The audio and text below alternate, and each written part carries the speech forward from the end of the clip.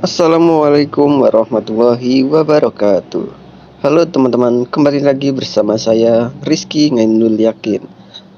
Di video kali ini kita akan membahas tentang GAPI atau Gabungan Politik Indonesia.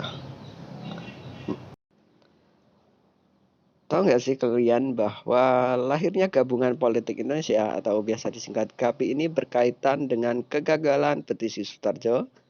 Nah, pada tahun 1936, Sutarjo Kartohadikusumo, yaitu seorang anggota Volksrat yang juga ketua PPBB, yaitu Perhimpunan Pegawai Bestur Bumi Putra, ini mengajukan petisi dalam sidang Volksrat yang berisi permintaan untuk diadakannya suatu sidang permusyawaratan dari wakil-wakil Belanda maupun Hindia Belanda atas dasar persamaan kedudukan agar bersama-sama menyusun rencana pemberian hak otonom oleh Belanda kepada Hindia Belanda dalam waktu 10 tahun atau berdasarkan waktu yang dianggap sesuai oleh sidang.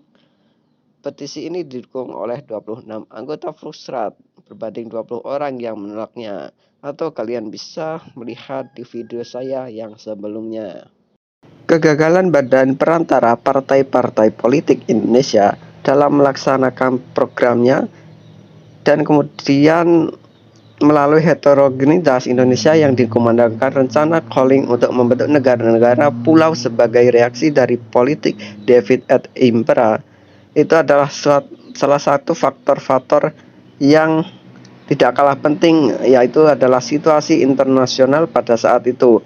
Yang hal inilah yang melatar belakangi inisiatif Husni Tamrin, yaitu Parindra, mengadakan rapat tanggal 19 Maret 1939 untuk mendirikan Badan Konsentrasi yang baru. Sebagai realisasi dari rapat di atas, maka pada tanggal 21 Mei 1939 diadakanlah rapat umum yang menghasilkan dibentuknya Konsentrasi Nasional, yaitu Gabungan Politik Indonesia. Nah, sesuai dengan anggaran dasarnya, GAPI ini memiliki tujuan, yaitu yang pertama menghimpun organisasi-organisasi politik bangsa Indonesia untuk bekerja sama, kemudian menyelenggarakan Kongres Indonesia.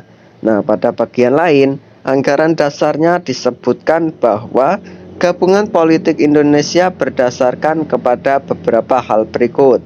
Sementara itu, perpecahan kaum pergerakan tidak menjadi penghalang utama bagi GAPI untuk melakukan aksi-aksinya. Pada rapatnya tanggal 4 Juli 1939, GAPI memutuskan pendirian Kongres Rakyat Indonesia atau disingkat KRI. Pembentukan kongres ini merupakan pelaksanaan program GAPI. Di samping itu, GAPI melakukan aksi Indonesia berparlemen. Dengan aksi ini diharapkan pemerintah Nederland memberi peluang untuk meningkatkan keselamatan dan kesejahteraan rakyat melalui Kongres Rakyat Indonesia. Tujuan ini dikemukakan berhubungan dengan timbulnya Perang Dunia II. Bertalian dengan hal di atas, GAPI juga menawarkan hubungan kerjasama Indonesia dengan Belanda dengan harapan adanya perhatian Belanda terhadap aspirasi rakyat Indonesia. Hal ini untuk merealisasikan keputusan-keputusan konferensi GAPI yang dilangsungkan pada tanggal 19 dan 20 September 1939. Antara lain sebagai berikut. Hak untuk menentukan dan mengurus nasib dan bangsa sendiri. Persatuan nasional dari seluruh bangsa Indonesia dengan berdasarkan kerakyatan dalam paham politik persatuan aksi seluruh pergerakan Indonesia. Meskipun persatuan nasional merupakan dasar aksi GAPI, akan tetapi dalam kenyataannya perpecahan dalam tubuh kaum pergerakan tidak bisa diabaikan begitu saja. Bagaimanapun hal ini akan mempengaruhi bahkan menghambat pencapaian tujuan GAPI. Perpecahan tersebut terlihat ketika berdirinya Golongan Nasional Indonesia. Di samping adanya fraksi nasional, di samping itu di antara anggota-anggota pun terdapat perbedaan yang tidak bisa diselesaikan. Terdapatnya anggota-anggota GAPI, Parindra, PSII, PII, Pasundan, dan Gerindo yang mempunyai konflik.